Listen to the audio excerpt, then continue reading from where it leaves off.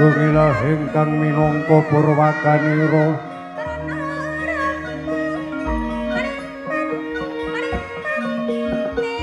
sunang idung kidungku Purwawacana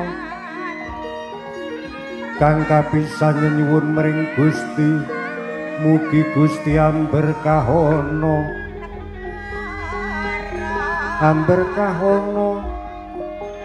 pahargyaning ratri puniki awit sedyaning para warga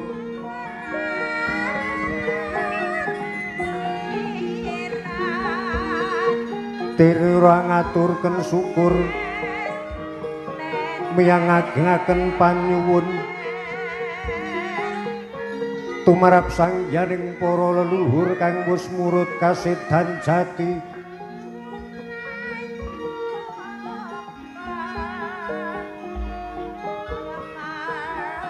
mugi sadaya nampi pangaksama saking ngarsaning kang kawasa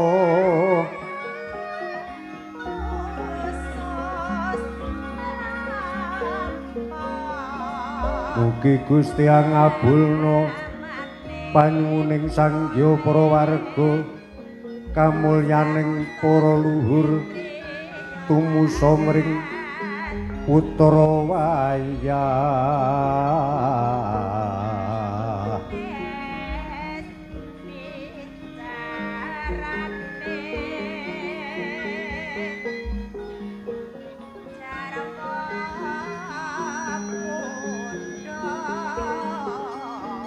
sangyaning para warga murih tinebihna saking Rubeda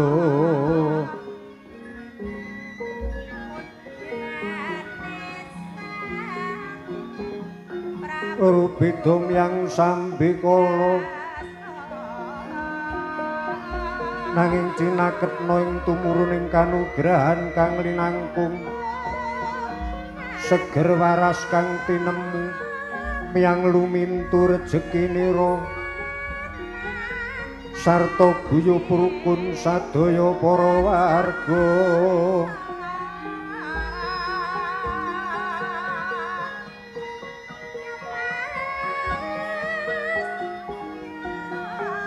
anyu mrambauna sagung kang para pamirsa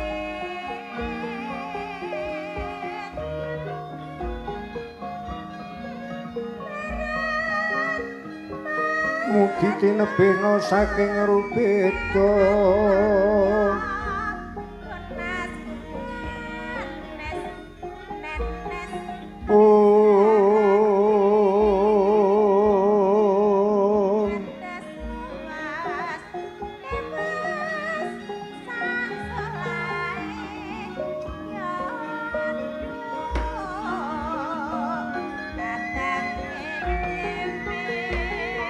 ing wasana mugi sadaya mangya raharja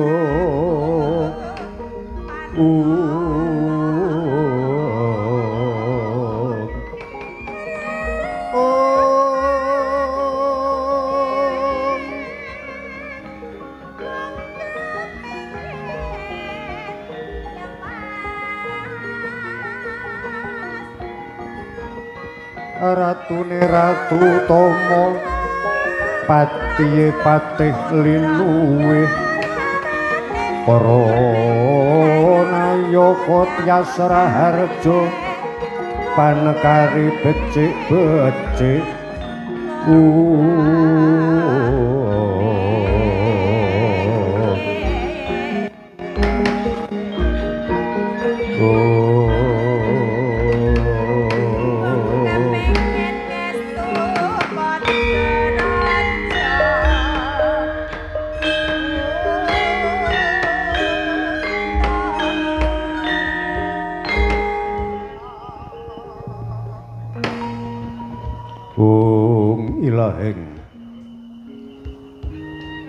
Bung Ilahing awik namastu namasidam awik namastu silat mringiwang jagat karana sirantandha kawisisaning bisana sono sinawung langen wilapa Estu maksudna stantun lampahing Buddha jinantur tutur katuwa tetela tulat mrih labdeng paradya. Pinurusita ngumpama paraming niskara karana diya tumiyeng jaman purwa. Wini Sudata kang dina madama pinarjitaming lalata mangkiya tekap wasananing Gupita. Tan ngging perlambang matumpa-tumpa. Marma panggung hanggung panggeng panggunggung sang Murwengkata.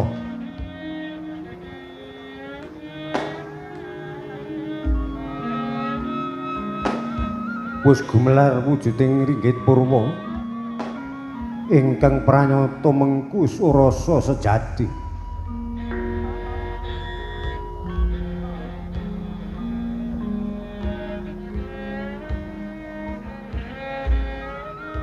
Anenggih nagari Pundita ing mangke kang minangka dadya purwakaning carita. Ya ingkang kaekuwadi dasa purwa basa iku marang sawiji adili luwih dasa werdine 10 purwa marang kawitan. Sinajan kathah titahing jawata ingkang sinangga ing pertiwi ingkang kasonganing akasa kapiting samudra loya tuwin kasorotan prabawaning Sang Hyang Rawi utawa kasorotan prabawaning sengenge sarta kapadhangan Sang Hyang Candra miwah kathah ingkang sami anggana raras nanging pranyata adi-adining garba Gupita ora kaya sawiji adeking nagari ing Astina ing nagari Gajahhoya negara Riman Benawi ya negara Kuru Janggala.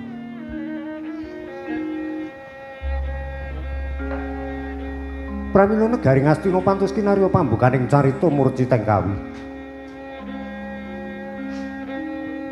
Awit negara Ngastina negara ingkang panjang punjung pasir wukir loh jinawi gemah ripah karta raharja. Basa panjang tegese dawa, punjung tegese dhuwur. Sepiyata yen to cenengkala dawaning praja tuwin inggiling negari. Sayekting namung panjang dawa pocapane punjung luhur kawibawane. Dene tegese pasir wukir, basa pasir tegese samudra, wukir tegese gunung. Awitna kacandra tanceping kedaton nagari ing Astina kinapit ing pegunungan ageng. Ngananaken tuwin ngiringaken elepen ageng kekalih elepen ganggo tuwin Yamuna ingkang mili mangidul nempur Benawi.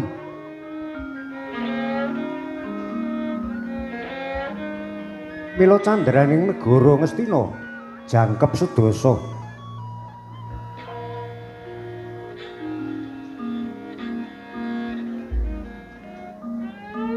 Kang minangka panyandra angka gangsal tuwin 6 Allah jinawi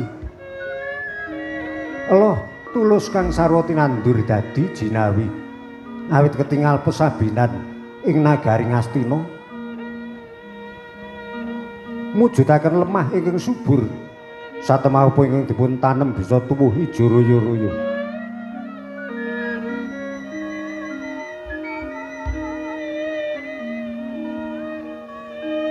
Liwah negara ingkang gemah ripah basa gemah kacandra kathah sanggiya para kawula ingkang sami nindakaken bebakulan miwah ingkang ngamung dagang lelayaran rina pantarane wengi kaya tanana pedhote miwah saking menapa sami kalis saking bebaya ing sak marga-marga dene basa ripah kacandra kathah para kawula ingkang sami cumandhak wonten ing nagari Ngastina ketingal eca manahe kawula alit.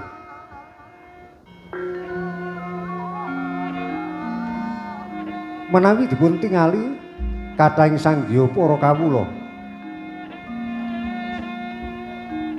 ingkang sami ngeyup utawi ngayom wonten ing nagari Ngastina.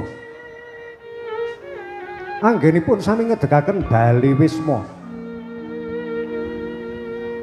Griya-griyaning sanggya para kawula temah jejel riyel, tepung tritis, adu cukit, tumpang blandar. Ora mukal yen to papan jembar ketingal rupak awit saking kathahing para kawula ingkang sami cumandhuk wonten ing nagari Ngastina ngayom wonten ngarsanipun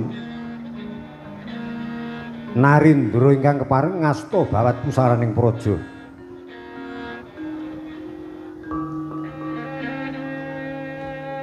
Dene jangkeping Candra ingkang angka 9 tuwin sedasa negara ingkang Kerta Raharja basa Karta awit sanggya para kawula ingkang padisan kang sami nindakaken namung Narakesma ketingal wekel sregep mungkul panggaraping Tegal tuwin pesawahan.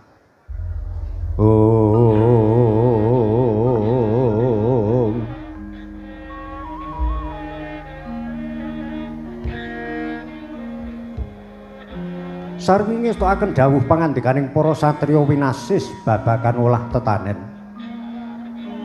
Mila ora mukal yen amung tani bisa methik wulu wektuning Tegal pesawahan kanthi misil utawi hasil ingkang prayogi. Ingkang satemah bisa kanggo nyukupi kebutuhaning urip lair lan batin. Sinajan to gesangipun tebih saking kutha raja, mapanipun wonten ing Karang Padisan utawi wonten lengkaing gunung. Nanging sadaya sami ketingal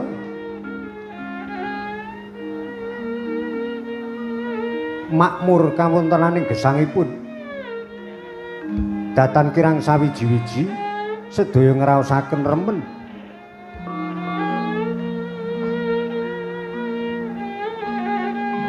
pratandha datan kirang menggaing boga wastra sandang pangan tuwin papan ingkang kinarya cumandhuk sedaya sak kelangkung prayogi kawontenanipun. Dene tegese Raharja awit sanggya para kadang sentana medhakipun para mantri bupati nayakaning praja sumarambah sanggya para prajurit lumeberipun para kawula dasih sedaya sami gumolong ciptane manunggal rasa lan karsani ketingal sahiyek saeka praya ora ana ingkang padu padha kanca sak panunggalane ketingal anggenipun guyub rukun ing saben rina pantaraning wengi. Manunggaling sanggya para kawula kaliyan para satriya pangambating praja dalasan para prajurit pranyata bisa nuwuhke daya kekuatan ingkang linangkung satemah negara Ngastina ora gampang kagiri godha ambek angkara saking manca negari. Cinekak panyundur kawontenaning tata gelar tata rakiting praja ing Astina arenggih sinten to dasa namanira Sri Narendra. Dasa tegese 10 nama marang jejuluk. Narendra Ngastina kepareng jejuluk Prabu Duryudana, ya Prabu Jaka Pitana, ya Prabu Kurupati, Prabu Destarata Putra, Prabu Gendari Suta, uga kepareng jejuluk Sang Trimamangsah. Mila Sri Narendra kepareng jejuluk Prabu Duryudana, dur tegese awon, yu tegese Raharja dana peparing. Sinajan kulina paring dana namung wonten awonipun labet ingkang kaparingan dana buga ing kaparingan nugraha namung para kadang sentana pribadi. Mila para kadang Kurawa ing kulina denugung dening Sang Rakanata satemah sami kasinungan ambek adigang adigung adiguna ngendel-ndelke dupeh dadi kadanging Ratu Binathara. Uripe ora ditata kesupen dhateng raing kautaman tuwin kasusilan. Miwah cilakanipun sami kesupen panembahipun dhateng Gusti Sang Hyang Widi. sedaya menika wau awit saking kelentuning panindakira nata agung ing Astina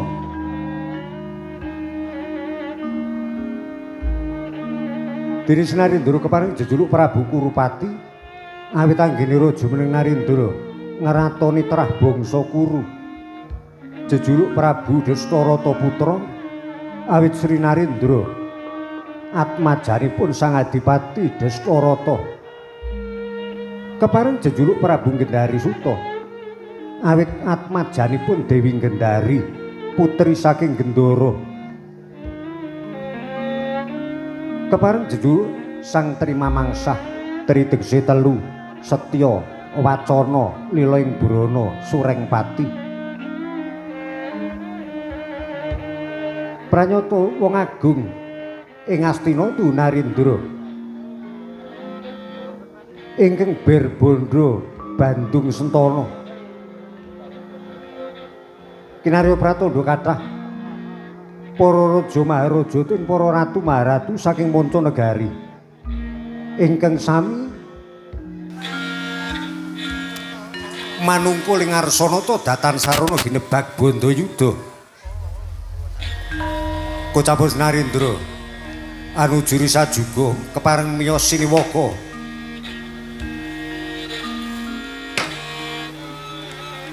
lenggah mungking dampar kencana nampi piswanipun Patih Dalem Sang Rirapati Harya Sumanyapati Sengkuni mewah swanipun Narendra ngawangga Risang Adipati Karna Pandhita Sukalima Dahyang Durna uga wis kepareng nangkil sawanira sinambetan Sang Hyang Para Mantri Bupati Twinayaka Pepak Andher Sami Maraseba kocapa wis dongkap titiwanci Sinarendra kepareng medhar sabda kang kinarya pratandha swaraning bendi mangungkung wonten madyaning alun-alun murwani horeg ing Sami Maraseba para prajurit ing ngarsa caos pakurmatan ngungelaken senjata ageng munya marambah-rambah sinawuran swaraning gong beri tinatap gegunturan kaya bengkah-bekano jagat mung mung mung dul jalek jalek jalek jalek para kanca ndodok kanca jajari kanca maju kanca mendak mendak mendak mendak mendak mendak kanca ngangsek ngangsek ngangsek ngangsek ngangsek kanca maju kanca ndodok kanca jajari sak sak sak sak sak sak sak sak sak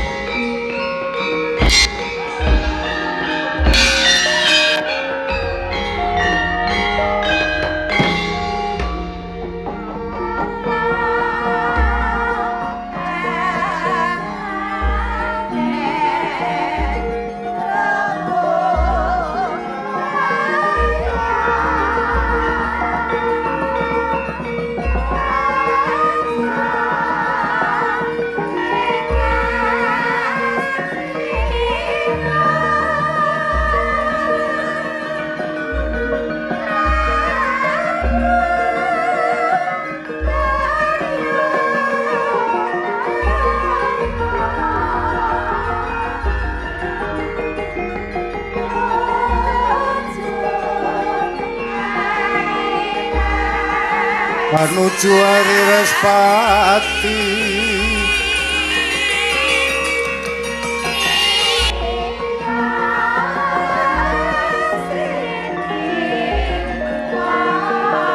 Dene Romeo Siniwaka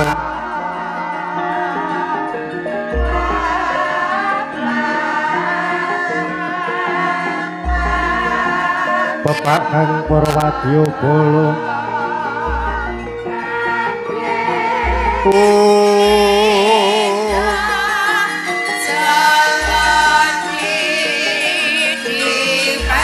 Pindho Jalani dipasang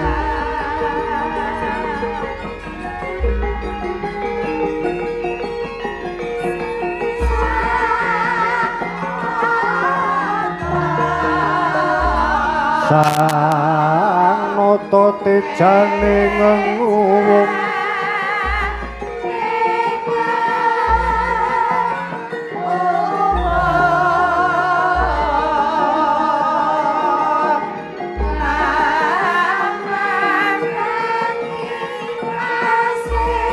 madangi pasewakan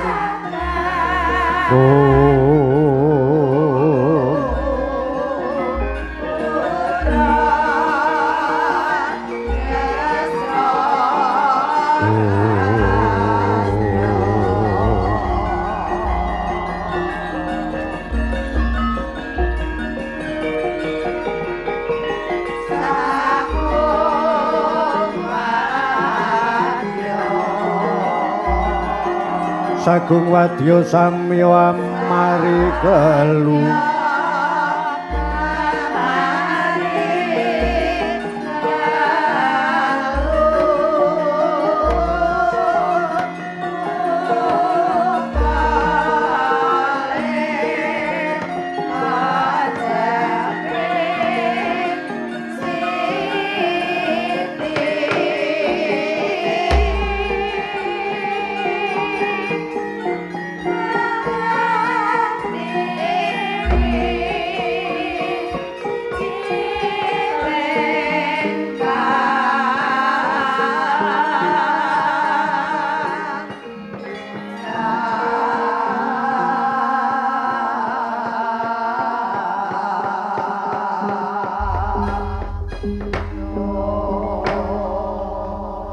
Sridina ning pasewakan busana maneka warna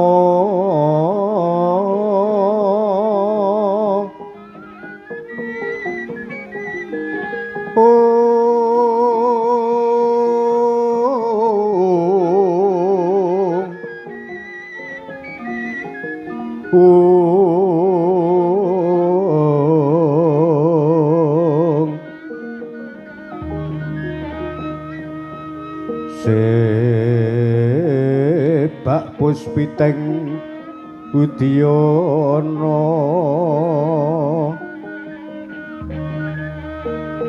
miyang panjraing sarma rukma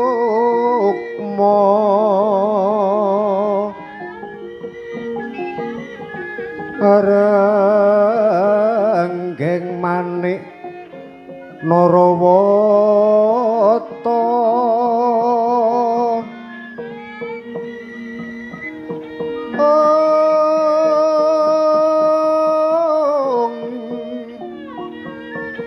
abro prabanyo sumirat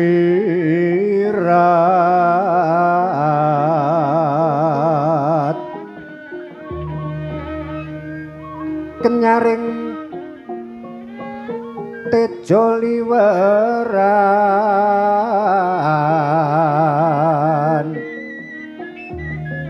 lirgi alat sisiring dadit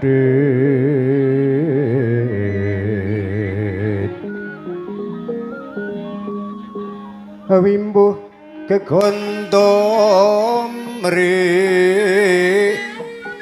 minging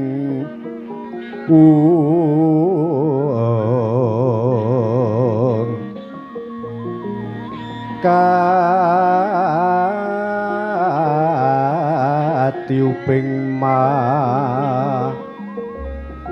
ruto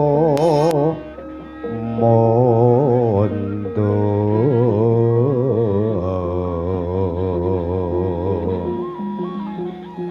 saparan mangambar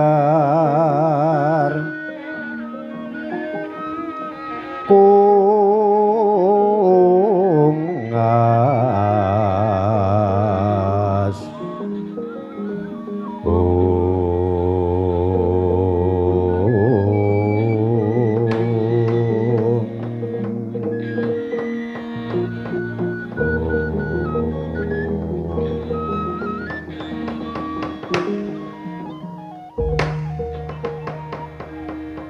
leng-leng gatining kang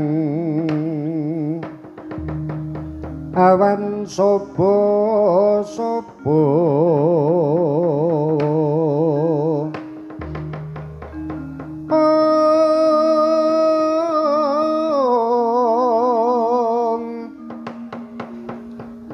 tekeng Astina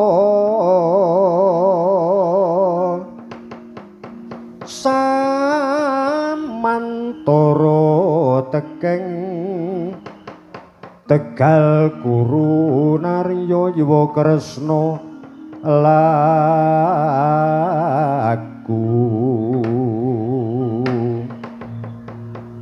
sireng para Surama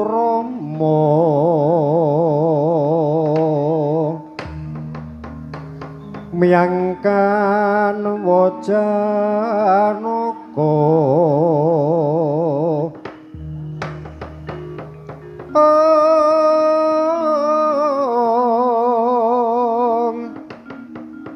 dulur Narada kapanggiya Tegalwi luri melu karya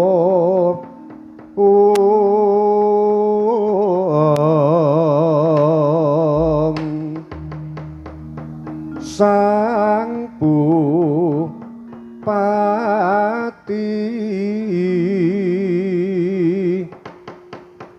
Sang Bupati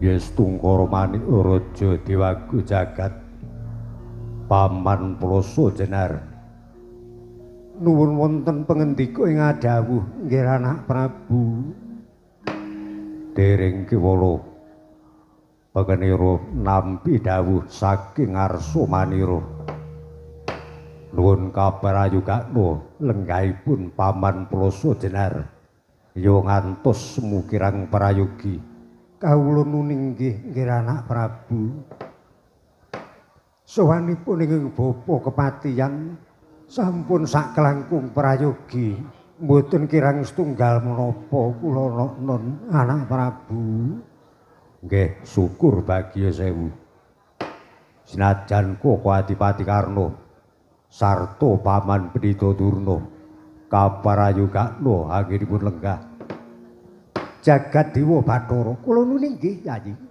sampun mboten kirang setunggal menapa pisuwanipun ing Raka Ngawangga Yayi Prabu Koko Prabu Karna inggih syukur bagya sewu oh kandhak blekudukmu anyar-anyar kula nuning nggih sinajan ing Bapa Sukalima ugi sampun satata anggen kula ngadhep wonten ngersa paduka boten wonten ingkang kula tenggo-tenggo kejawi namung dawuh saking ngarsa paduka anak Prabu kawula non Paman Pendhita Durna inggih dadosna kaweningan milori kalenggan puniki menawi dipun raosaken kados dene mirunggan manira paring dawuh dhateng sedaya para mantri bupati tuwin nayaka supados kempal manunggal wonten madyaning panangkilan sedaya menika wau kapekta saking wigatosing perkawis ingkang nedya kula wedharaken wonten ing titi laksana menika mila ing saking menika swisan malih sedaya sampun sami satata lenggah mawantu-wantu ingkang dados kebareng manira sedaya para kadang sentana tuwin para mantri Bupati Nayaka prayogi sumekta ing diri sawega ing kati kanthi nilingaken karna nganglungaken jangga supados saketa cetha anggenipun nampi sedaya dawuh timbalan manira aduh nggih anak Prabu sedaya ingkang sampun sami ngabiyantara wonten ngersa panjenengan dalem yektosipun tansah ngantu-antu wiyosing dawuh timbalan paduka mila rening sampun pepak andir anggenipun sami mara seba Suwawi lajeng dipun wedharna mengku kersa ingkang kados pundi anak Prabu nimbali ingkang bapa tuwin para kadang sentana mandhapipun para mantri bupati lan nayaka. Yayi Prabu Duryudana kadang kula yayi leresing dados akturipun Paman Sekuni rening sampun pepak andher sedaya para nayaka tuwin para mantri bupati ugi sanggya para kawula ingkang sowanipun persasat kados dene ngebaki madyaning alun-alun candranipun pindha segara rob miwah nedya ngelem daratan mila lajeng pun wedharna menapa ingkang dadosaken sumengkaning penggalih nimbali dhateng ing neraka. Oh, kandak blekuduk manyar-manyar anak Prabu sampun ngantos dipun rendi-rendi perkawisipun swami lajeng kula aturi medhar sabda menapa ingkang dadosaken sumengkaning penggalih nimbali ingkang bapa tuwin sedaya para mantri bupati lan nayaka.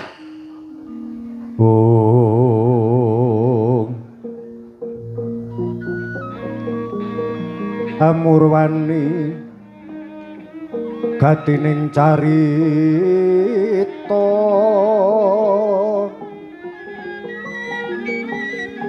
carita ratri puniki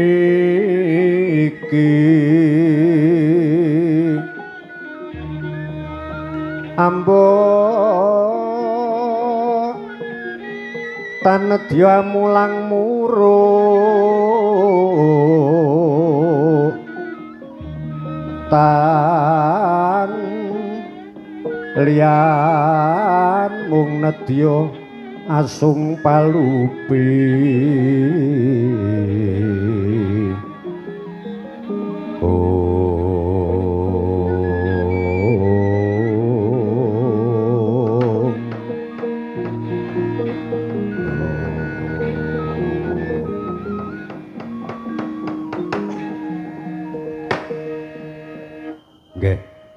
Dusno kauningan ingkang anjalari sumengko raos sing panggalih manira lajeng aturi rawuhipun para kadang werda para pepundhen twinimbali sedaya para mantri bupati nayaka boten wonten sanes kabekta saking usiing manah kula. Usi ing manah kados pundi? Nggih, usi ing manah kula kedadak kula kengetan lelampahan antawisipun 13 taun kepengker. Aduh, kira anak Prabu dumadaan kengetan lelampahan antawisipun 13 taun kepengker. Menika wonten lelampahan menapa anak Prabu? Yayi Prabu Duryudana inggih. Wonten lelampahan menapa antawisipun 13 warsa kepengker. Dadosna kauningan wekdal semanten kula nampi wangsiting Jawata kangge srana indak ing kamulyan tuwin katentremaning negari ing Astina tuwin wimbuh kuncaraning asma minangka jejering ratu Ngastina. Wekdal semanten kula nampi wangsiting Jawata ingkang saged kasembadan ingkang saged anjalari kasembadaning sedya kula dados ratu ning para ratu menawi kula kasembadan boyong Kakang Semar Badranaya. Rikala semanten sampun boten kirang-kirang pambudi dayanipun supados saged boyong Kakang Semar.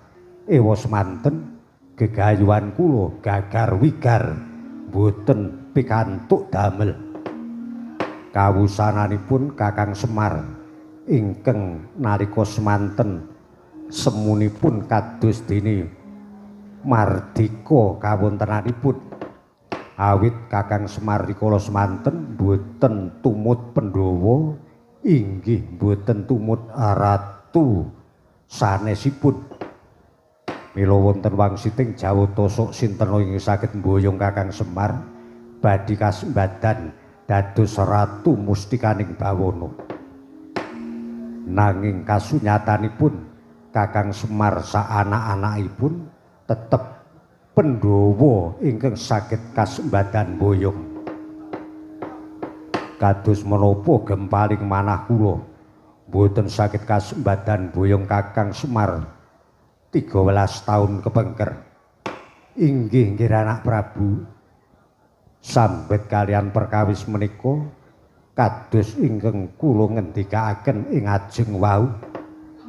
Bilih kedadak kula enget dhateng lelampahan menika lajeng musik tuwin tukul raosing manah kula wonten ing wekdal dinten menika kedah kasembadan boyong Kakang Semar wonten ing nagari Ngastina.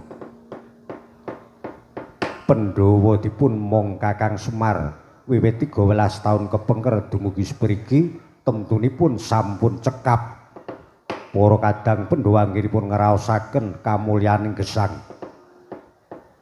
Mila ibaratipun Kakang Semar menika jejering wahyu prayogi menawi sampun kasembadan ngayomi tuwin dayani para kadang Pandhawa kedahipun gentosan wekdal dinten menika kedah kelampah gegayuhan kula mboyong Kakang Semar dumugi wonten ing nagari Ngastina awit menawi dereng kasembadan Kakang Semar cumondhok wonten ing nagari Ngastina tangeh lamun kula saged dados narindra ingkang jentara, narindra ingkang mukti Nyakrawati mbau dendha, syukur-syukur dados ratu ning para ratu. Mila paman Senguni, Koko Adipati Karna tuwin paman Pendhita Durna. Hari kalenggahan menika tebih kula awe caket saya kula raketaken. Boten wonten ingkang perlu dipun rembag kejawi namung kados pundi caranipun dhatengaken Kakang Semar Badranaya. Jagat Dewa Bathara. Yayi Koko Prabu Karna kados pundi? Menawi sedaya menika mila dados gegayuhanipun Yayi Prabu. Yayi Prabu boten perlu menggalih ribet. Kantun paring dawuh. Sinten ingkang kinten-kinten saged dipun pitados lumarap utawi nyaketi Kakang Semar Badranaya wonten ing Pedhukuhan Karang Kalbulutan Klampi Sireng. Mangke kados pundi kabul kawusananipun boten perlu dipun grambyang wekdal dinten menika. Ingkang baku lajeng dipun tindakaken dipun cobi menawi pancen sampun dumugi wahyaning mangsa kala utawi titiwanci Yayi Prabu Duryudana kedah kasembadan dipun mong dening Kakang Semar 1000 marginipun Yayi tentu badhe wonten margi gampil kasembadaning sedya mboyong Kakang Semar. Koko Prabu Basukarna inggih milih saking menika sepisan malih ingkang raka namung caos atur wonten kersanipun Yayi boten perlu kapenggalih ribet. Prayogi Yayi Prabu lajeng matah utawi keparengan ndapuk sinten ingkang saged dipun pitados. Kula nggih matur sembah nuwun awit saking wiyosing pangandikanipun Koko Adipati Karna. Lajeng menawi saking paman Pendhita Durna kinten-kinten usi ing manah kula ingkang sampun kula wedharaken menika wau kados pundi paman Pendhita Durna. Oh, kandhak berkuduk mancar-mancar. Ger kula inggih lajeng kengetan 13 taun kepengker anak Prabu nampi wangsiting Jawata nampi gaib saking ngarsaning para Jawata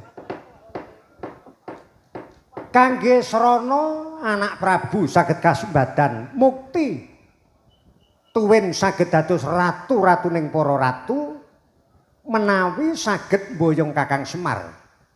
Ewa semanten wekdal 13 tahun kepengker mesa gagal gagar wigar mboten kasembadan mboyong Kakang Semar Kula nuninggih paman.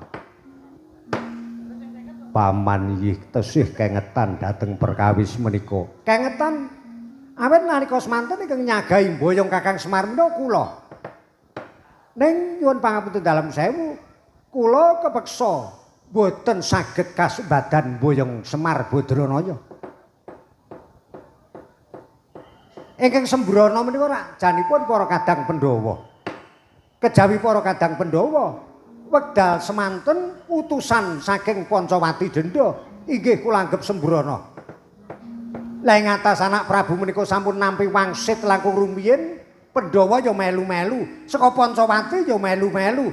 Lah menika rak ndadosaken bingung kawontenanipun lajeng tundhanipun Semar saged dipun boyong dening para kadang Pandhawa.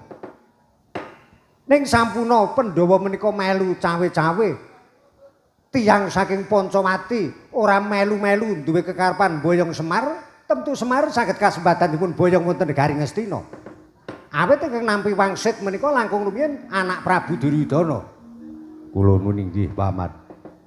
Wani Gondel. Pripun dijuni? Sampeyan kok ngerti nek sing nampa wangsit pisanan niku anak Prabu Duryudana. Merga kula mireng dawuh menika ya saking anak Prabu Duryudana. Dasare kula tekan kepedukuhan karang kebutuhan Klampis Ireng menika ya dhisik dhewe. Lah niku mertandani yen anak Prabu Duryudana nampa kabar luwih dhisik utawa nampa wangsit luwih dhisik. Paring dawuh dhateng kula tumandang karya dumugi wonten ing karang kabuletan Klampis Ireng nomor 1. Terus disusul Janaka. Terus utusan saking Pancawati. Menika rak tegesipun sing pisanan niku nampa wangsit angger Prabu Duryudana, sing angka 2 Pandhawa, nomor 3 saka Pancawati. Lah sing nomor 2 karo nomor 3 lak padha karo nyelo-nyelo niku. Nimbrung.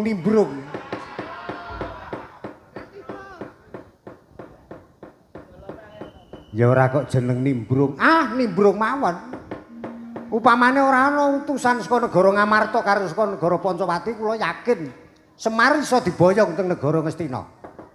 Ning nggih niku wau merga ana Janaka karo utusan saking Pancawati niku wau dadi gagal kekarepan kula. Saking Pancawati sing diutus wekdal semanten sinten? Adine Ratu Pancawati. Anggih rak duwe jeneng niku jenenge sinten? Sapa ta ya kok lali kula. Utusanipun Ratu Pancawati menika malah kesupen kula. Wis tau sak pejago kok lali. Ya wong wis 13 tahun kok sampeyan niku. Karang wong anggere wis saya tuwa ki saya lalen.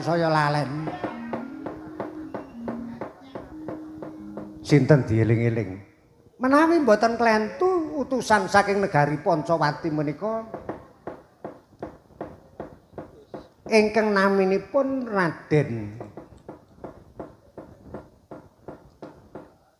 sapa? Sampeyan kok yo iso lali blas ki kepiye to? Mangke sik to, karang yo gek ngeling-eling kok utusan saka negara Pancawati wong sempat padu kok kula niku biyen.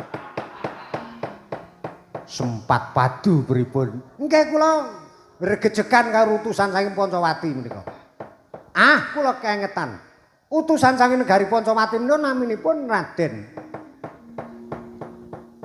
Lesmana, ngaten. Oh, Raden Lesmana. Nggih, Raden Lesmana. Ning mboten ngangge Kumara. Sanes Mandura Kumara, sanes putu kula. Ning naminipun ingkang ngajeng sami Raden Lesmana. Lesmana menika utusanipun Ratu Pancawati. Menika inggih gagal ingkang kelakon ingkang kasebatan boyong Kakang Semar wekdal semanten Arjuna. Ering kula nek kalih Janaka. Duwe kekarepan apa-apa anggere gebarengan Janaka urung ora urung ping gagar-wigar. Nika jane murid kula. Janaka iso pinter niku kula sing minterke. Janaka Wasis Jemparing niku sing mulang nggih kula. Ning kala mangsane sok gawe gelo rasaning wong tuwa. Karo murite kok duwe rasa gelo niku pripun? Nggih murid sing kula tresnani kula tengenke Ning sok nyepelekke karo Bapak Guru. Dek kapan, dek nopo Janaka nyepelekke Bapak Guru? Napa sampean ora kelingan? Jaman kula gandrung kalih Sri Kandi wekdal semanten. Sapa sing ngendon-ngendoni, sapa sing marake gagal wigar penjangka kula? Janaka. Isih ana putri liyane meneh, anggere kula nyeraki putri ning kok gebarengan Janaka. Ora wurung gagal ingkang dados gegayuhan kula. Lah niku sengit kula kalih Janaka nggih ngoten niku. Nek kula gumun niku punakawane apa ya ora elek-elek. Ah, punakawane saya-saya malah ora karu-karuan. Punakawane lelakone ya ora karu-karuan, ora karu-karuan pripun. Ae ngatas anake Semar niku ming Gareng Petruk Bagong. Niku angger salah sijine niku duwe kanca sing disenengi ngoten. Upamane Bagong. Bagong nyenengi cah wedok. Rada bengkrik sithik, rembuke kira-kira ora ngepenakke pikir terus pisah. Ah pisah niku gek pirang dina saut Gareng. Lah kaya ngoten ngatasi wong sak petarangan ning rasane niku teng Srenil ngoten. Kaya ngoten niku kananing punakawan dadi ora kena dilahir batini. Oh, dados niku ming antarane sedulur. Nggih, ming antarane Gareng karo Bagong pun wis teng regejek ora karo-karuan. Sakniki Bagong anggere kepethuk Gareng mlengos. Ibarate upamane biasane niku nang panggung iki ya do ketok teng krenuk jejer niku nek sakniki ya kadi-kaduan. Ora gelem nyerak sakniki pun kaya ngoten niku. Anek Petruk pinten pripun Petruk kahanane? Wah, Petruk niku ya wis ora bejaji meneh. Petruk ki ngatasi wong doyan udut ning senengane ora tau nggawa. Kuwi wis ping ngrusaki gone kancane niku Petruk ki ya didoi. Bagong nek cerak Petruk ya ora seneng, Gareng diceraki Petruk nggih mboten seneng. Karena anak-anake Semar do nyelekutis wis ora karu-karuan. Lelakone kok njodhok kaya ngono. Lah terus niki pripun ana usik ing penggalih anak Prabu sing kados ngeten iki terus prayogane pripun? Kados pundi Paman Prita Durna? Ger reneng angger Prabu Duryudana ibaratipun wekdal dinten menika tanpa kenyana-nyana. Wonten krentek kagungan kersa badhe boyong Kakang Semar. Awit Kakang Semar kapenggalih kados dene wahyu nugraning Bathara. Menika langkung prayogi nggih anak Prabu. Kula sagah ngaturi pemanggih. Nanging anggen kula badhe ngaturi pemanggih wonten sanipun anak Prabu Duryudana. Menika sampun ngantos dipun pirengaken ing kathah. Lah mila rening kula raosaken wekdal dinten menika Pasewakan Agung ing dipun sebat Pasewakan Agung inggih kenging jer anak Prabu lenggah wonten Istinggil Binaturna. Nanging upaminipun kados dene ingkang dipun ngendikaken anak Prabu kala wau menika pepanggihan mirunggan. Lah mila kula kinten mboten perlu jangkep-jangkep tata caranipun anak Prabu lajeng kula dherekaken mengker saking Istinggil Binaturna para abdi dalem ingkang sami ngampil upacara nata dipun dawuhana ngunduraken ampilan-ampilan wonten gedhong pusaka. Mangke Adipati Sengkuni kaliyan ingkang Raka Anggir Dipati Karna dipun paringi dawuh supados sedaya cekak-ceket anggenipun tumandang karya. Mangke kula badhe matur wonten sanipun anak Prabu. Kula nuwun inggih menapa anggenipun rembagan prayogi wonten bangsal manis? Mboten, anggenipun limbukan mangke mawon. Men rada bengi.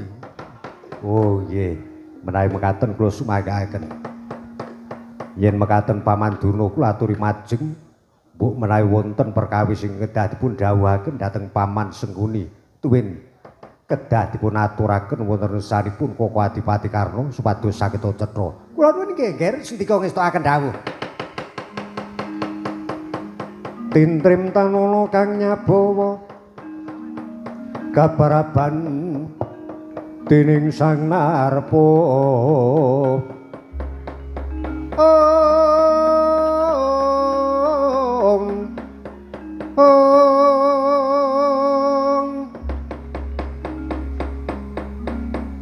sang mambek maratotama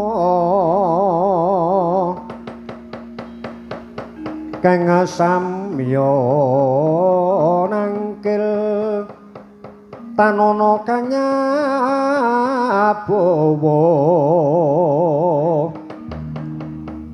alon sang topo pandhita Durna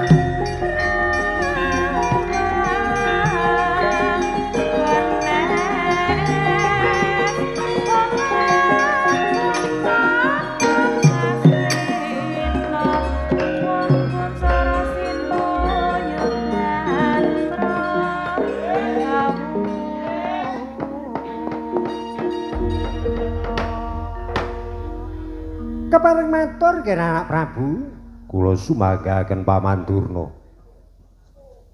rening menika pepanggihan ingkang mirunggan nggih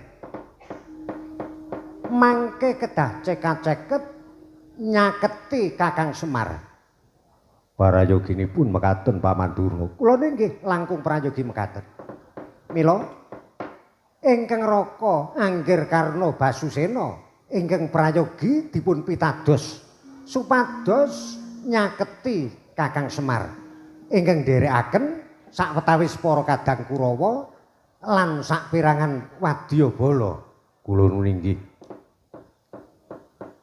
Adipati Sengkuni dipun dawuhna nyawisaken sedaya para wadyabala ingkang raka Anggir Karna dipun aturana minangka sulih selira dalem anak Prabu ngaturi Kakang Semar Badranaya kula nunggih menawi mekaten parayogi lajeng perkawis ingkang badhe dipun ngendikaken Paman Pendhita Durna murih saenipun kados pundi Anggir Prabu temtunipun sih kengetan atur kula rene ing badhe kula aturaken menika mboten prayogi dipun pindhangetaken ing kathah mangke sinambi Anggir Binaturna sak sampunipun ngelangkungi Kori Brajanala kula aturi lenggah sawetawis wonten ing bangsal Pancaniti ing mriku kula nembe badhe matur wonten sanipun anak Prabu mila ingkang abdi sedaya ingkang ampil upacara nata nggih dipun dawuhna supados tumuli ngunduraken pusaka ampilan wonten ing gedhong pusaka menawi mekaten parayogi Paman Pendhita Durna inggih Nger lajeng kula dawuhna Koko Adipati Karna wonten punika ing dawuh Yayi saking pemanggihipun Paman Pendhita Durna sawetawis sing kedah dipun tindakaken Koko Adipati Karna kedah kersa lumawat dhateng Pedhukuhan Karakabulutan Klampi Sireng saperlu boyong Kakang Semar Badranaya kersa kaboyong wonten ing negari Ngastina kula nuwun inggih terang terwaca dawuhipun Yayi sendika ngestokaken dawuh matur sembah nuwun Koko Adipati Karna lajeng sinten malih pamantur lho Adipati Sengkuni dipun dawuhi babar pisan kula niki Paman Sengkuni nuwun wonten pangendika nggih Paman Sengkuni kedah paring dawuh dhateng sedaya para kadang sentana tuwin para prajurit supados mangke ngombyongi tindakipun Koko Adipati Karna kula nuwun inggih sendika ngestakaken dawuh. Sinten malih Paman Bedhita Durna? Ingkang sami dipun dawuhi menika menawi sampun sagah lajeng supados bidhal langkung rumiyin tata-tata. Perlunipun sak sampunipun kula matur putusanipun anak Prabu mangke kantun regedeg bidhal ngaten kemawon. Nggih, yen mekaten prayogi. Koko Adipati Karna tuwin Paman Senguni prayogi bidhal langkung rumiyin cecawis tuwin ngiras pantes ndhawuhaken dhateng sedaya ingkang samangke badhe lumawat dhateng Pedhukuhan Karangkabulutan Klampi Sireng. Yayi Prabu Duryudana, kula nuwun inggih. Rening sampun cetha dawuhipun Yayi Prabu paring raka nyuwun pamit madal pasilan Yayi. Ndherekaken kaluhuran titahipun Koko Adipati Karna. Ingkang bapa kepatihan ugi nyuwun pamit nggih anak Prabu ingkang prayitna katos-atos Paman Senguni.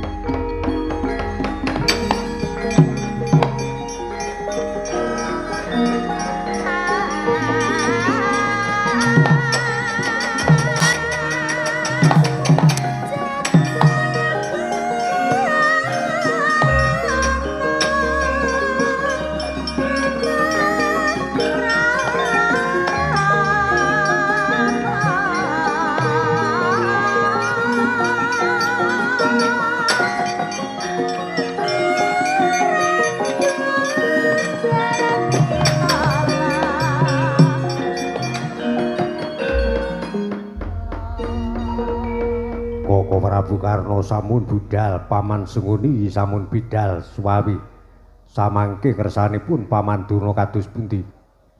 Ingkang abdi ingkang sami ngampil upacara nata dereng dipun dawuhi.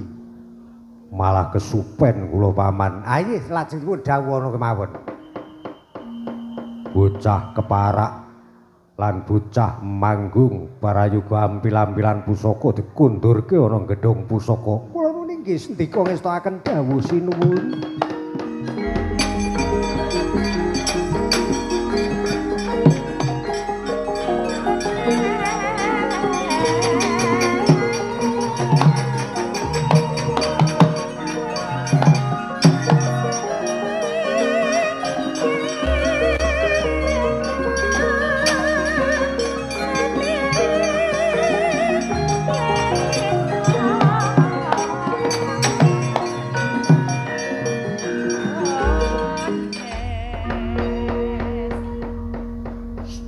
Pusaka ampil-ampilan sampun dipun kunduraken. Inggih nggih anak Prabu, syukur bejo sewu.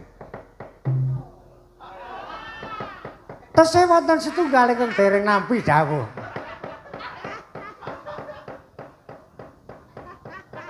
Wau mboten babar pisan. Nggih kala-kala nggo model-model katen. Awit anak Prabu sampun ngendikaken mirunggan kawontenanipun. Ingkang Rati Kartomarma dipun dawuhna supados tumuli manunggal kaliyan kadang-kadang sanesipun. Kula nuwun inggih Paman. Dimas Kartomarma nuwun paring dawuh. Nusula Paman Senguni karo Koko Adipati Karna. Tata-tata nggone bakal budal tumuju ning Pedhukuhan Karangkabulutan Klampi Sireng. Kula nuwun inggih. Terang terwaca dawuhipun Koko Prabu kepareng kula nyuwun pamit. Lan nyuwun tambahing pangestu ya sing prayitna ngati-ati. Paman Durna, wis tak pangestoni wis gek budal kok. Nggih, matur sembah nuwun.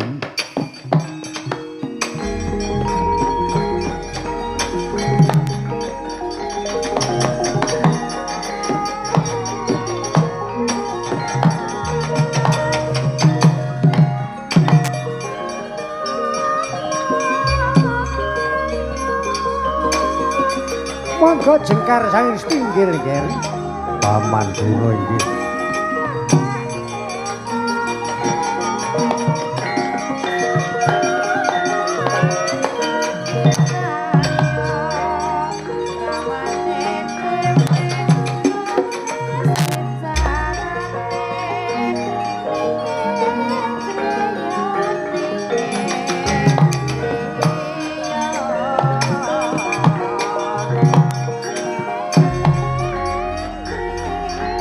Yeah.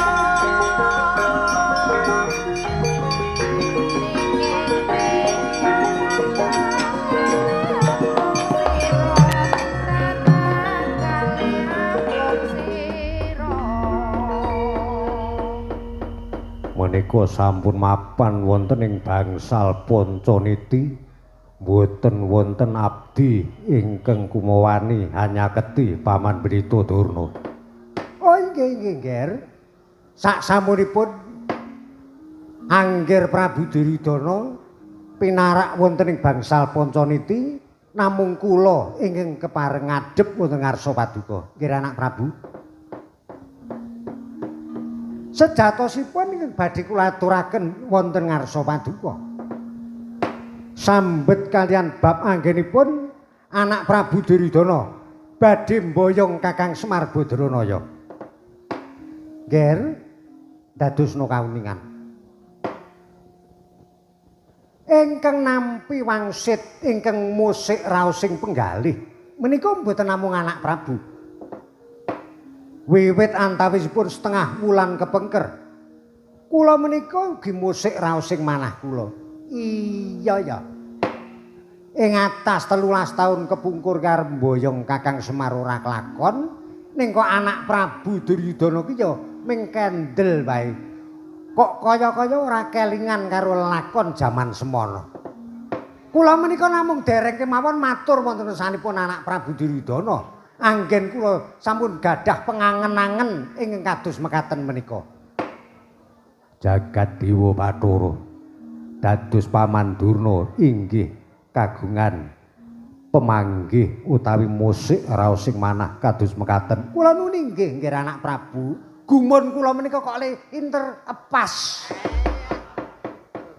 Saged sami kalian pemanggihipun anak Prabu. Anak Prabu musik raosing penggalih badhe mboyong Kakang Semar, mongko kula sampun setengah wulan kepengker inggih musik raosing manah kula. Menika meratandani bilih sedyanipun Angger Prabu Duryudana badhe kasembadan. Kula nuwun inggih. Lajeng pamanggihipun Paman Brita Durna mbetahaken papan ingkang sepen wonten ing Pancaniti mriki. Mbok menawi wonten ingkang badhe dipun wedharaken kula sumanggaaken. Yektosipun mboten wonten Nger ingkang wigati menika mboten wonten. Nggih namung kula badhe ngaturaken osi ing manah kula ingkang saknyatanipun sami kaliyan Angger Prabu Duryudana. Menika menawi kula aturaken nanging kathah ingkang sami mirengaken rak kula menika namung dipun anggep utawi dipun raosaken Durna ki mung melu-melu ngaten. Lah mila kula aturaken perkawis kados mekaten menika sampun ngantos wonten tiyang sanes ingkang mirengaken namung anak Prabu ingkang midhangetaken menawi yektosipun kula inggih gadah pemanggih ingkang sami kaliyan anak Prabu Duryudana. Lah mila rening ingkang Raka Angger Narpati Karna dipun dawuhi sampun sagah. Adipati Sengkuni dipun dawuhi cecawis para wadyabala inggih sampun dipun tindakaken. Ingkang bapa ugi boten badhe negakaken lampahipun anak Prabu Karna. Kula inggih badhe tut wingking lampahipun Angger Prabu Karna Basusena. Mila nggih anak Prabu. Anak Prabu Duryudana boten perlu waskuwatos raosing penggalih. Sagedhakan menika temtu kelampah Kakang Semar dipun boyong wonten negari Ngastina. Awit ingkang gadah musik ngaten menika mboten namung anak Prabu ning kula inggih musik raosing manah. Menawi wingi-wingi ingkang kagungan musik ing penggalih menika namung anak Prabu ning menika kula inggih sami anggenipun ngraosaken. Mila menika nemtokaken utawi nggambaraken menawi badhe kasembadan penjangkanipun anak Prabu mboyong Kakang Semar. Nggih, syukur bagja sewu. Menawi mekaten Paman Brita Durna sampun ngantos negakaken tindakipun Koko Adipati Karna tuwin para Kurawa. Suwawi lajeng kula aturi bidhal sesarengan kalian para Kurawa. Inggih nggih anak Prabu sedika ngestakaken dawuh. Mawantu-wantu panuwun kula sak bidhal kula saking ngarsanipun anak Prabu. Anak Prabu inggih lajeng manjing wonten ing sanggar palanggatan. Nyadong nugraning Bathara supados kasembadan sedyanipun puji pinuji kalian kula sareng donga dinonga anak Prabu kasembadan penjangkanipun kula ingkang melampah nedya mbiyantu mboyong Kakang Semar inggih kaparingan margi gampil nggih anak Prabu. Nggih menawi mekaten prayogi sewangi-sewangan lampah mugi-mugi kasembadan pamboyong ing Kakang Semar Badranaya Paman Britaduna. Kula nuwun inggih karo anak Prabu Duryudana.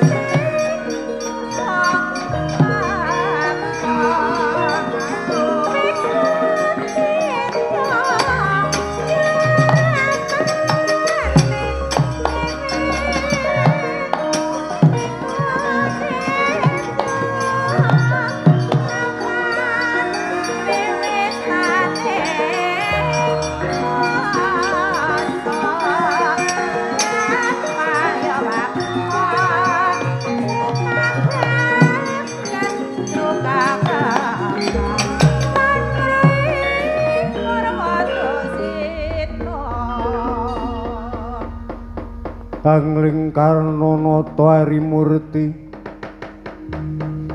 Karnanata Harimurti tuhu prayitna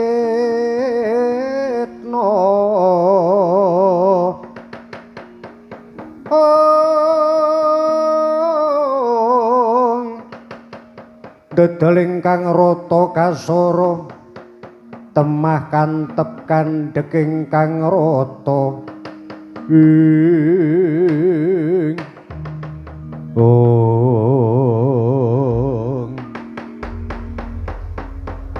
sedaya para kadang Kurawa sampun nyangketi Paman Senguni.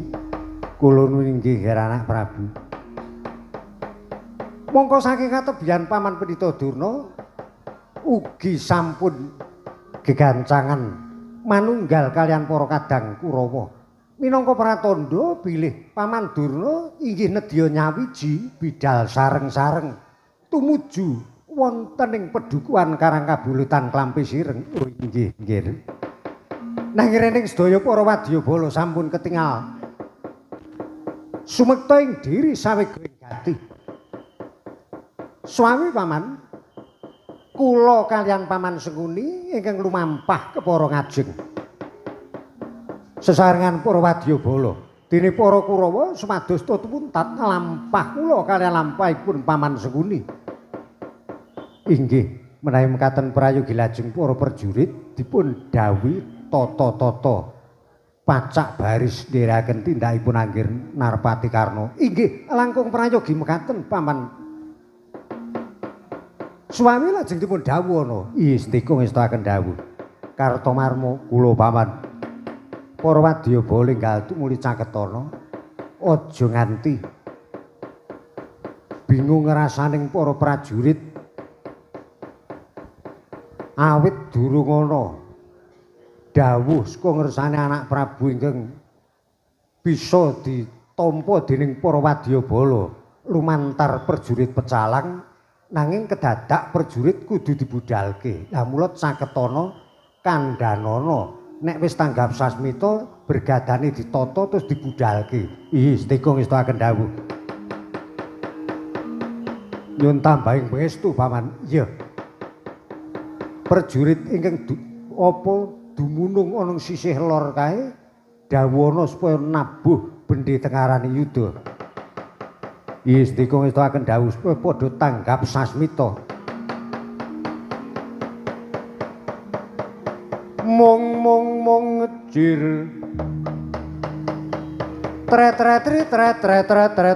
tret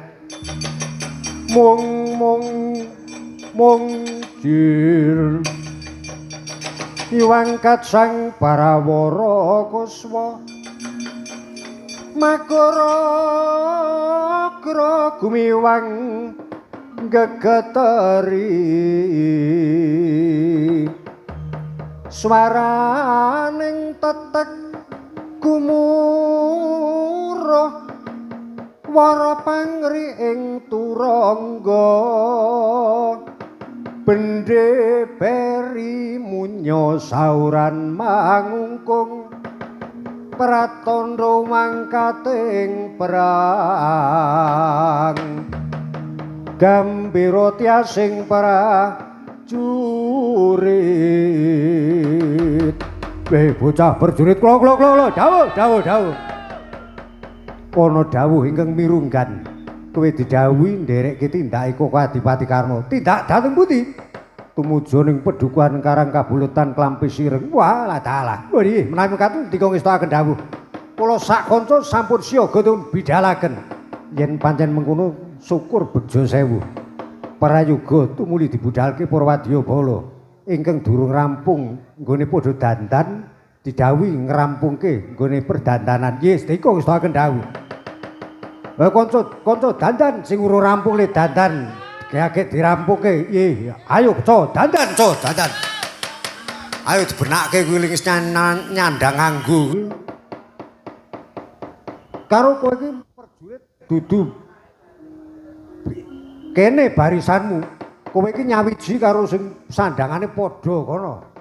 Kowe sisih lor kono, ha iki kowe sisih kidul. Oh ya aku tak nyawiji karo kanca-kancaku. Sing nang tengah sing ijo-ijo seragam ngerajun ya ngabang sisih lor terus liyane kuwi sing lorek sisih kidul ya wis manunggal sampun manunggal Raden yen mengkono tak aturke ana kersane Paman Senguni kowe kudu tanggap sasmita yes dika ngestakaken dawuh bagenipun kula sak kanca sampun siaga dipun bidhalaken dan danomo sira wang-wang makutha maju jungkung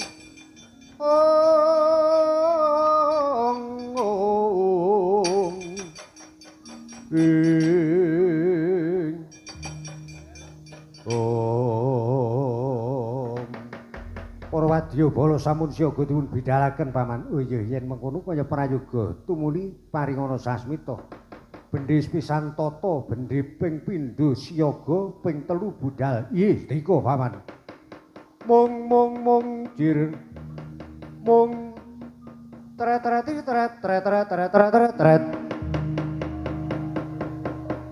Reng.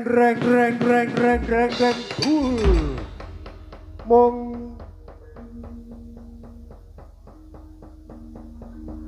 tret.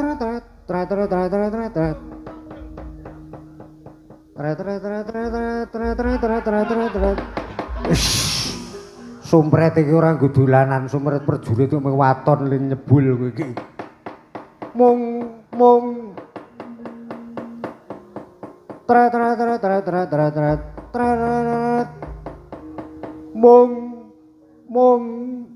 Mung bendhe wis tinatap kaping 3 sigara budal para wadyabala sang nagari Ngastina. Sigara mangsah lumampah anut wirama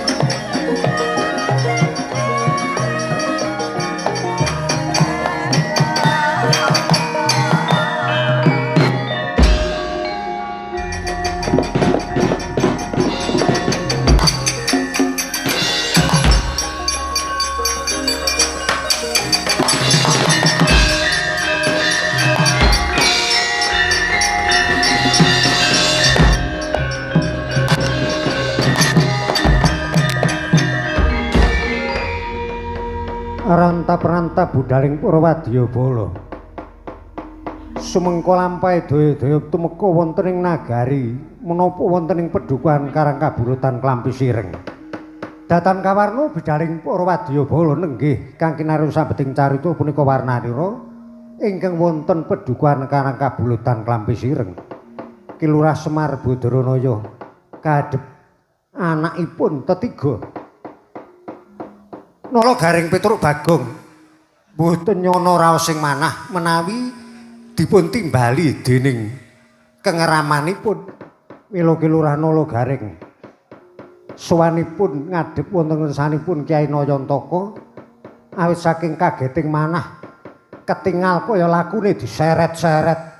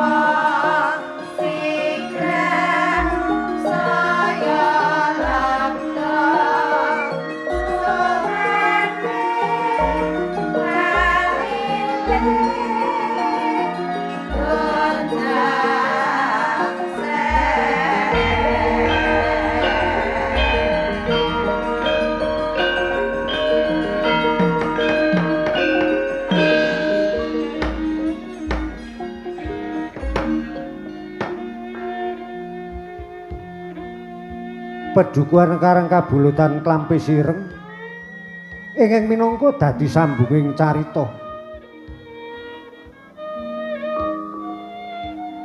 Ki Lurah Semar Badranaya ya Kyai Nayantaka Bojagati Duda Manang Munung ya wong Boga Sampir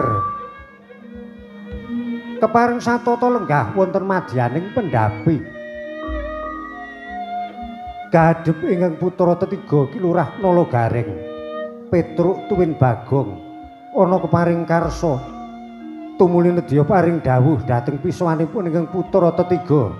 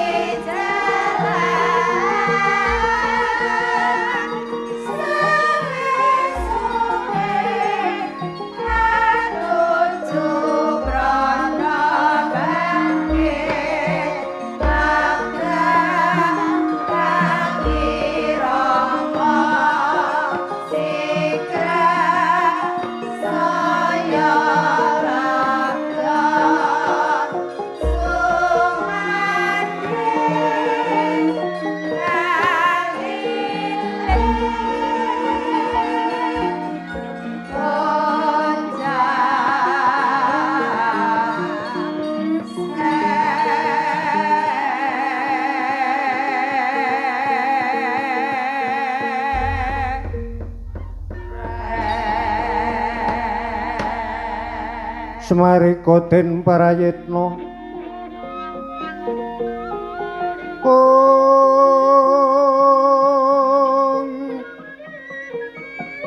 Semurine seko balik eko balik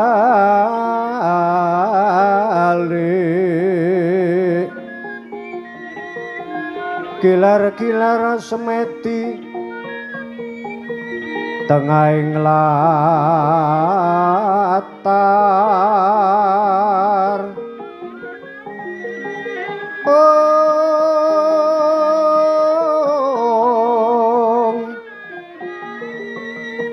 milang lintang Bima Sekti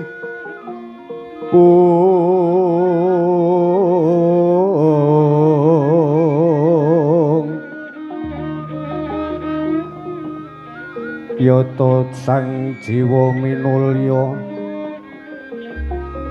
jiwa minulya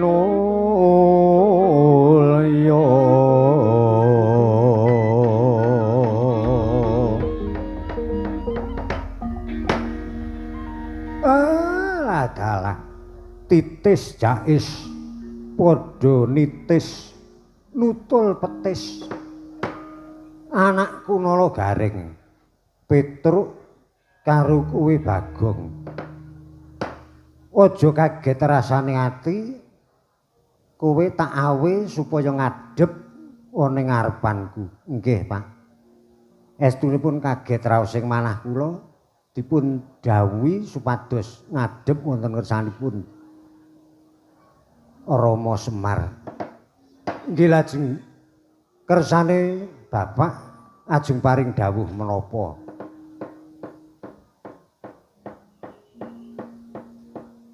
sakwise kowe bocah telu ngadhep ana ngarepanku tatanen atimu luwih dhisik mengko tak kandhani apa wae sing wigati mula kowe tak kon cerak nggonmu ngadhep apa wektu dina iki supaya kowe nyaket nyeraki wong tuwa oh nggih lajeng didhawuhi napa pun gek ngendika mawon gong kowe iki melu guneman ora meneng wae wong anake Semar iki telu sing ngadhep telu kok kowe meneng wae kaya wong ora ndek penemu aku kan muni kepiye terus bingung aku ayo pokoke iki yo nggo luwes-luwes wong yo garing yo ajeng dawuh napa Pak aku yo nyuwun prisa Bapak ajeng dawuh napa Pak apa Bagong kowe arep dawuh apa Pak wis gek didhawuhke kepiye aku kon ngopo ngono lho ya wis lungguh dhisik engko nek wis mancine kowe tak dawuhi engko tak dawuhi saiki lungguh dhisik ning lelingguh karo memangan ha ya sak karepmu karo memangan ya kena udut ya sak karepmu nek duwe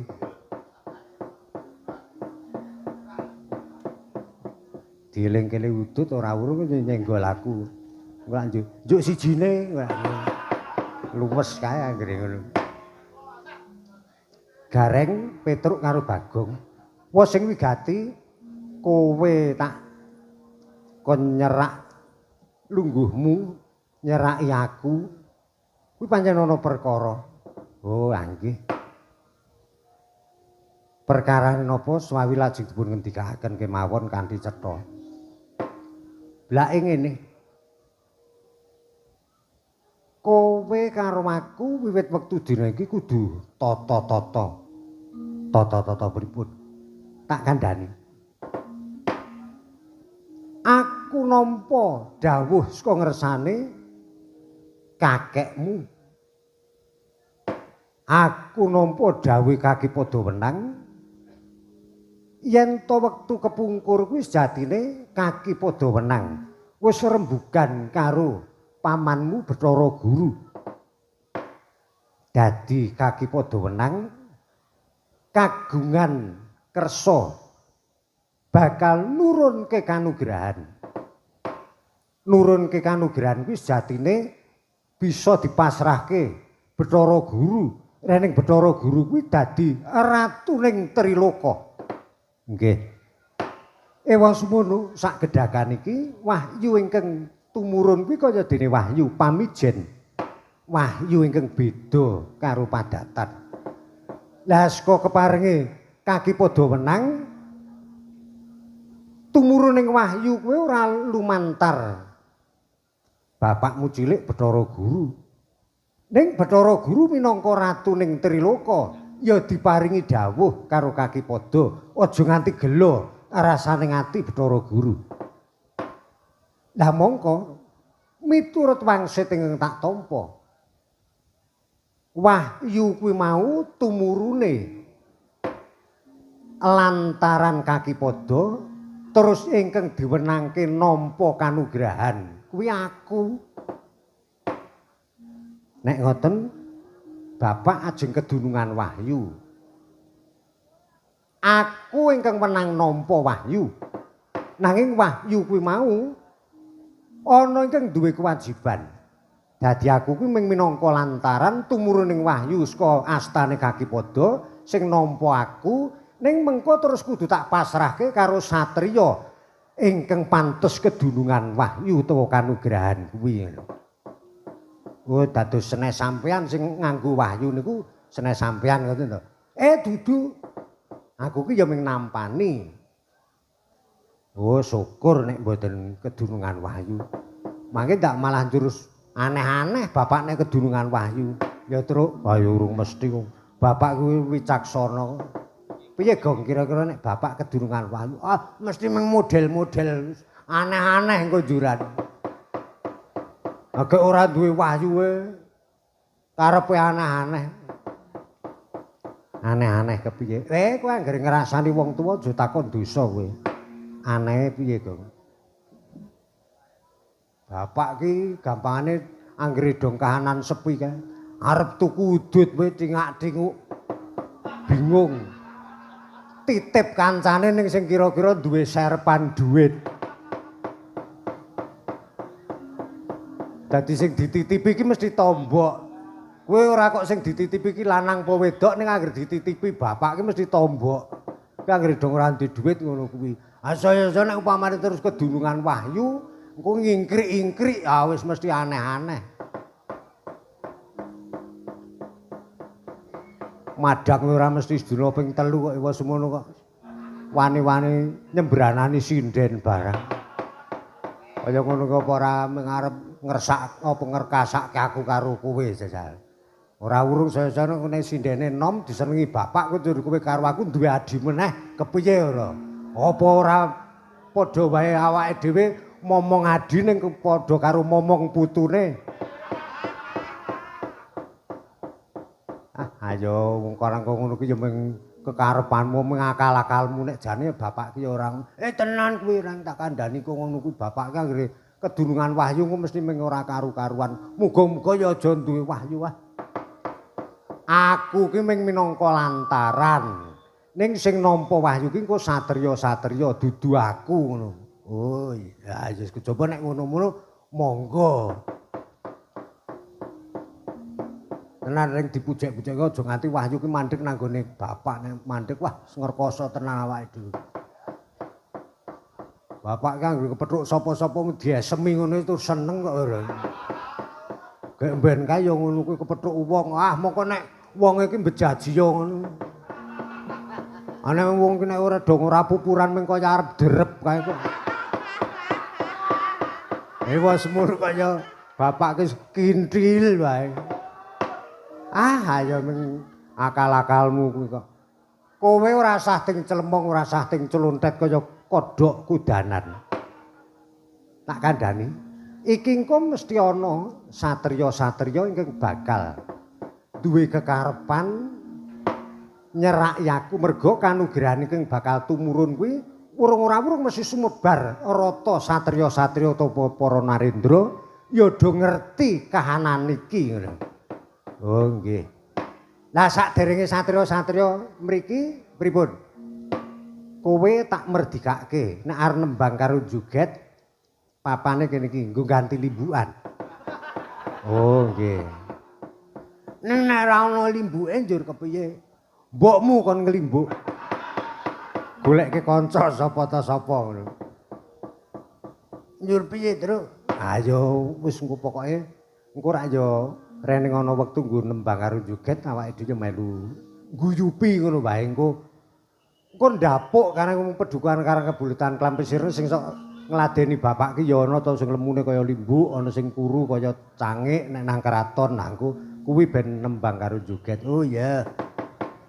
Wis aku tak ngeningke cipta tak semedi luwih dhisik kowe seneng-seneng sak karepmu merga mengko ana perkara sing wigati saiki arep seneng-seneng kena. Oh nggih. Suwe napa Sedira? Sacukupe. Lah mula iki digawe sing rada bengi ngono ki rak perlune ki rak ya men rada tutuk. Dasare ki ana bintang tamune nek bintang tamu wis sore njur bali ki njur nglangut kae njuran. Njur tingak-tingu amlo digawe rada bengi ngene iki. Oh nggih. Ya wis kono mangsa bodho kowe seneng-seneng sawetara aku tak ngeningke cipta. Ya kono ngeningno cipta, Pak. Kowe seneng-seneng aku ngeningke cipta ning jroning aku tapa ya ora wurung kupingku mesti krungu lehmu nembang karo joget. Mula aku request karo kowe. Gareng kudu menyanyi kok. Ya ora wong tuwa kok nyanyi. Aku ki sok seneng kowe anggere adus karo menyanyi kae aku seneng ling ngrungokke. Awong gareng ki apike iki nek nyanyi ya mung nek karo adus kuwi kok. Boleh nyanyi lak njur apa mate ora karu-karuan kae mergo nganggo umpamane nyanyi ora nggo cakepan mung ninu nanu ngono. Ninu nanu ninu nanu nanu. Nganggo jengit suarane ngono kuwi. Sebabe sabune merucut yo ditututi. Arak dadile nyuwara ora ajeg. Wis ya, sakaremu kowe nembang karo joget, aku tak ngeningke cipta. Semedi. Pak, ngopo? Ngeningke cipta ya ngeningke cipta ning aja lali. Ngopo? Wudu. Oh ya. Malah ngelingke wong tuwa. Anggepe iki nek wong arep ndonga ki ora sesuci ngono to karepmu. Terus saiki dipasrahke kae abdine bapak kae sing sok leladi kae wong ya sok nembang karo joget, awake dhewe ndelok saka kaduan wae mergo tugase awake dhewe engko nek gara-gara to. Wah iya. Ya sing kok dirungokke saka kaduan yo gong yo. Yo dilungokke saka kaduan.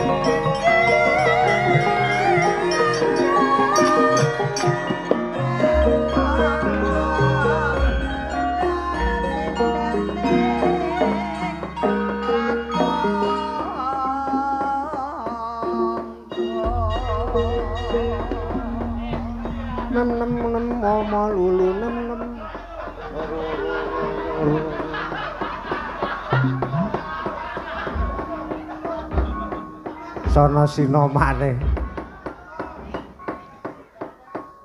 Wah. Iki pancene tembangan karo jejogetan dasare iki diseraya minangka bintang tamu ya wis kepareng rawuh wis tekan kene. Nek ngono ya tetep ngunekke pelok ora ketang sak cengklengan sik. Wis manut. Ning nong nong nong nong nong